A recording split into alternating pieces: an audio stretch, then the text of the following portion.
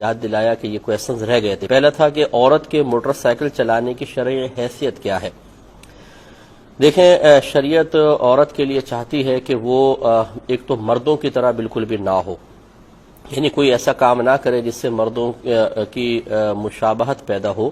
دوسرا یہ کہ شریعت ہمیشہ اس بات کو ناپسند کرتی ہے کہ عورت کسی بھی جہت سے اپنے آپ کو مرکز نگاہ بنا لے،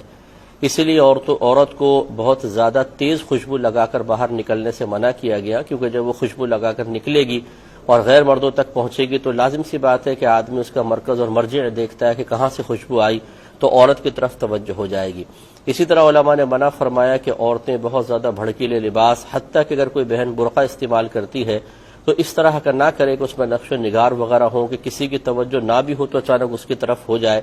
ان چیزوں سے منع کیا گیا ہے اور ان میں بہت سارے امور گناہ بھی ہوتے ہیں۔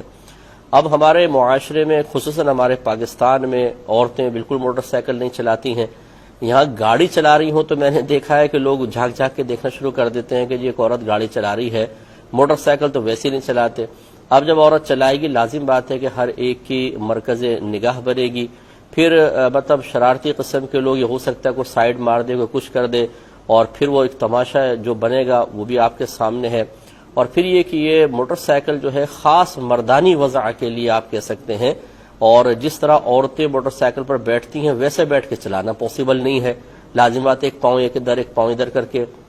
چلانی پڑے گی، اور اس میں پھر آپ خود سوچ سکتے ہیں کہ کس طرح کا ماحول بنے گا۔ اس لیے ہمارے معاشرے میں خاص طور پر اس سے منع کیا جائے گا، اور اگر میں اس کو کہوں کہ یہ شدید مکروہ ہے تو اس میں کوئی مطلب تعجب خیز بات نہیں ہوگی، کیونکہ مزاج شرع یہ ہے کہ عورتیں اس طرح کی سواریاں استعمال نہ کریں۔ ایک ہمارے کالر ہمارے ساتھ ہیں۔ السلام علیکم۔ لائن ڈراپ ہو گئی ہے، تو یہ خلاصہ کلام یہ ہوا کہ ہماری بہنیں جو ہیں وہ یہ موٹر سائیکل کی سواری، چونکہ یہ ایک ایسی سواری ہے جو خاص مردانی وضع کے لیے ہے، اور اس میں عورت لوگوں کی، مردوں کی نگاہوں کا مرجع بنے گی، اور پھر شرارتی قسم کے لوگ اس طرح شرارتیں کر کے، اور پھر ہمارے ہاں قانون کا تو آپ کو حال پتہ ہی ہے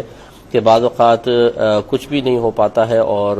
بالفرض اگر ہو بھی، جیسے اب آج کل ماشاءاللہ بہرحال اس کی تعریف بھی کرنی چاہیے، جیسے ہمارے کراچی کا ماحول تو بہت ہی اچھا ہوتا چلا جا رہا ہے، تو اس میں اگر قانون سخت بھی ہو تو لیکن جو ایک شرارت کر دیا اور عورت تماشا بن گئی، اور آج کل آپ کو پتہ ہے کہ ہر ایک اٹھاتا بعد میں ہے، ویڈیو پہلے بنا لیتا ہے اور اس کو فوراً پھر